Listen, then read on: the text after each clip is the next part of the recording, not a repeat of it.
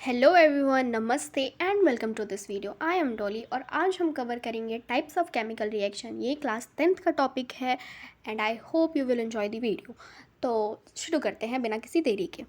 तो पहला जो हमारा रिएक्शन है वो है कॉम्बिनेशन रिएक्शन। ठीक है, कॉम्बिनेशन रिएक्शन।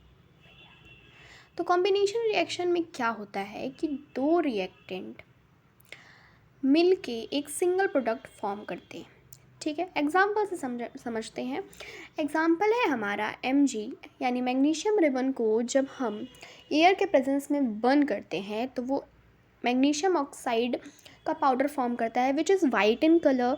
ठीक है, एक और चीज़, अभी ये मैग्नीशियम वाली टॉपिक चल रही है तो मैं आप लोग को एक और चीज़ क्लियर कर देती हूँ कि जो मैग्नीशियम रिबन है उसको बर्न करने से पहले हम सैंड पेपर से रब करते हैं क्योंकि उसके ऊपर एक ऑक्साइड की लेयर जमी होती है जो कि बर्निंग को रोकती है।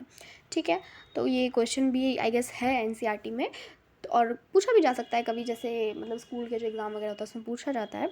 तो यही इसका रीज़न है कि क्यों उसे सैंड पेपर से रब करते हैं। ठीक है, अगले पे चलते हैं जो कि है हमारा डिकम्पोजिशन रिएक्शन, जिसमें एक कंपाउंड जो है वो दो या दो से ज़्यादा कंपाउंड में डिकम्पोज होता है। डिकम्पोजिशन रिएक्शन जो है वो 3 फैक्टर्स के कारण होते हैं। ठीक है, वो 3 फैक्टर है हीट, लाइट एंड इलेक्ट्रिसिटी। एक एक करके तीनों को डिस्कस करते हैं नेक्स्ट पेज पे। तो देखिए, पहला है हमारा thermal decomposition reaction. Thermal decomposition reaction ऐसा रिएक्शन जिसमें हमें हीट देनी पड़ रही है। ठीक है, यानी कि CaCO3 कैल्शियम कार्बोनेट को जब हम हीट प्रोवाइड करेंगे तो वो CaO यानी calcium oxide plus CO2 carbon dioxide में डिकम्पोज हो जाएगा। ठीक है, नेक्स्ट है हमारा फोटोकेमिकल डिकम्पोजिशन रिएक्शन। फोटोकेमिकल यानी फोटो मतलब लाइट, हमेशा से पढ़ते आ रहे हैं, फोटोसिंथेसिस, फोटोलिटिक। तो फोटो यानी लाइट। लाइट के प्रेजेंस में जो डिकम्पोजिशन रिएक्शन होती है उसे हम फोटोकेमिकल डिकम्पोजिशन रिएक्शन बोलते हैं। ठीक है, इसका 2 एग्जांपल एनसीईआरटी में गिवन है, जो कि पहला है AgCl यानी सिल्वर क्लोराइड। सिल्वर क्लोराइड को जब हम सनलाइट के प्रेजेंस में डिकम्पोज करेंगे तो वो Ag प्लस Cl में टूट जाएगा। ठीक है,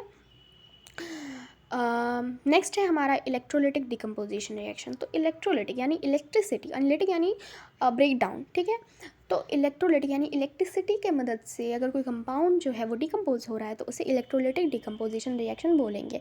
इसका एग्जांपल जो एनसीईआरटी में गिवन है, best example which is H2O यानी वाटर का डिकम्पोजिशन रिएक्शन।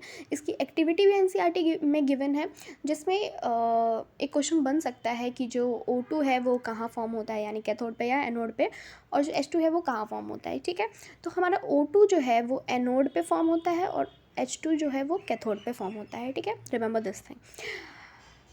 अगला देखते हैं, अगला है हमारा, इसको मैं रब कर देती हूँ, अगर आप लोग को लिखना होगा तो आप लिख लीजिएगा। वैसे तो मैं PDF दे दूँगी डिस्क्रिप्शन में अगर मुझसे हो पाया तो ओके ठीक है, चलिए। नेक्स्ट है हमारा डिस्प्लेसमेंट रिएक्शन। डिस्प्लेसमेंट रिएक्शन में कुछ भी नहीं होता, बट हाँ, इस डिस्प्लेसमेंट रिएक्शन के लिए आपको एक चीज़ है जो याद करनी पड़ेगी विच इज़ रिएक्टिविटी सीरीज़। ठीक है, अगर आप रिएक्टिविटी सीरीज़ याद कर लेंगे तो सही रहेगा। वे यार, तो सही रहेगा आपके लिए। ठीक है, अगर क्योंकि आप रिएक्टिविटी सीरीज़ याद नहीं करेंगे तो आपको पता नहीं होगा कि कौन सा मेटल किससे ज़्यादा रिएक्टिव है। ठीक है, तो आप ये सब रिएक्शन नहीं लिख पाएंगे। आप ये रिएक्शन नहीं लिख पाएंगे। आप जैसे गिवन है कि FeSO4 प्लस Cu यानी आयरन सल्फेट का जो सॉल्यूशन है उसमें अगर हम कॉपर डालते हैं तो आप तो लिख के आ जाएंगे क्योंकि आपने पढ़ा है डिस्प्लेसमेंट रिएक्शन, क्योंकि आप रिएक्टिविटी सीरीज मिस करके गए हैं क्योंकि आप है बैकबेंचर जोक्स अपार्ट। एनीवेज, तो मैं ये बोल रही थी क्योंकि अगर आप रिएक्टिविटी सीरीज याद नहीं रखेंगे और आपको सिर्फ इतना पता होगा कि हाँ डिस्प्लेसमेंट रिएक्शन में जो है वो मेटल डिस्प्लेस करता है, तो आप क्या करेंगे, FeSO4 के सॉल्यूशन में अगर हम CO डालते हैं, अगर ऐसा क्वेश्चन कुछ गिवन है तो आप क्या करेंगे, आप लिख के आ जाएंगे CuSO4 plus Fe, which is not possible क्योंकि आयरन जो है वो कॉपर से ज़्यादा रिएक्टिव है। तो ये पॉसिबल नहीं होगा कि वो जो है क्या बोलते हैं, कॉपर को वो कर दे, डिस्प्लेस कर दे, सॉरी कॉपर आयरन को डिस्प्लेस करते। ठीक है, तो इसके लिए आपको रिएक्टिविटी सीरीज याद करनी होगी। चलिए, तो अभी पहले हम अपना ये वाला रिएक्शन देख लेते हैं जिसमें कॉपर सल्फेट का जो सॉल्यूशन है वो आयरन के साथ रिएक्ट करके आयरन FeSO4 यानी आयरन सल्फेट प्लस CO यानी कॉपर फॉर्म करता है। एक और चीज़, अभी ये वाली टॉपिक चल रही है तो मैं एक और चीज़ आप लोगों को एक क्लियर कर देती हूँ, क्योंकि केमिस्ट्री है तो आप जानते हैं कि रंग तो ज़रूर बदलेगा, तो इसमें भी कलर है, ठीक है। ये जो हमारा CuSO4 है ये हमारा ब्लू कलर का होता है, और FeSO4 है वो ग्रीन कलर का होता है, ठीक है। Remember this thing. मैं फिर से बता देती हूँ धीरे से अगर आपको लिखना है, क्योंकि मैंने इसमें मेंशन नहीं किया है, जिसके लिए मैं सॉरी बोलती हूँ आप लोगों को। मैं मेंशन करना भूल गई थी, क्योंकि मैं मतलब पहला ये एजुकेशन वीडियो डाल रही हूँ, तो मुझे ऐसा लगता है कि मुझे अब इम्प्रूवमेंट की ज़रूरत है, जो कि मैं धीरे धीरे सीखूँगी। तब तक के लिए अगर कुछ चीज़ें छूट रही हैं तो उसके लिए सॉरी, ठीक है। तो मैं एक बार फिर से बोल देती हूँ, जो CuSO4 का जो सॉल्यूशन है वो ब्लू कलर का होता है, और FeSO4 का जो सॉल्यूशन है वो ग्रीन कलर का होता है, ठीक है। चलिए आगे चलते हैं। आगे है हमारा double displacement reaction. Double displacement reaction में जो है आयंस का एक्सचेंज होता है। एग्जाम्पल की मदद से समझते हैं। NCERT में एक एग्जाम्पल गिवन है, ठीक है। तो NCERT में जो गिवन है वो है Na2SO4 plus BaCl2 gives BaSO4 plus NaCl, ठीक है। अगले चैप्टर में हम पढ़ेंगे कि NaCl का फॉर्मेशन, मतलब नेक्स्ट चैप्टर जो आएंगे उसमें पढ़ेंगे कि NaCl का फॉर्मेशन कैसे होता है, प्लस माइनस के एक्सचेंज, ये सब है। तो ये पहले चैप्टर में आप ना ही पढ़े, क्योंकि चैप्टर वाइज दिया है तो कुछ सोच ही समझ के दिया होगा, ठीक है।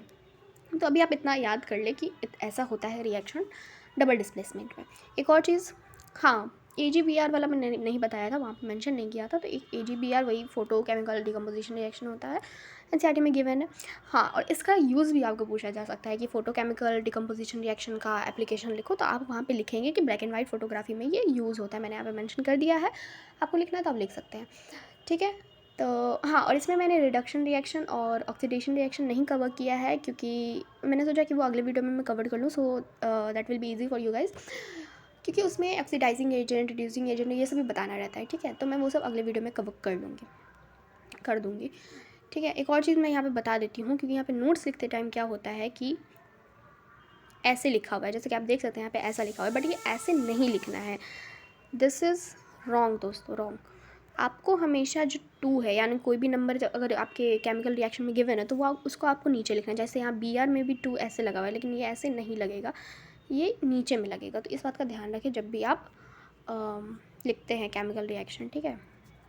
वैसे मैं बैलेंसिंग द केमिकल इक्वेशन का भी एक वीडियो ले आऊँगी, जहाँ पे मैं आपको बता दूँगी कि कैसे लिखना है, क्योंकि आपके केमिकल रिएक्शन में सारी इन्फॉर्मेशन गिवन होने चाहिए। जैसे यहाँ पे एक्वस गिवन है, ठीक है, और पीछे गिवन था कि, पीछे भी दिखा देती हूँ, पीछे यहाँ पे आप देख सकते हैं, यहाँ पे गिवन है कि यहाँ पे सनलाइट, इलेक्ट्रिसिटी के प्रेजेंस में टूटा है, यहाँ पे सनलाइट। तो ये सब इन्फॉर्मेशन आप दे दें, जिससे जो आपका आंसर है वो काफ़ी प्रेजेंटेबल लगता है, ठीक है।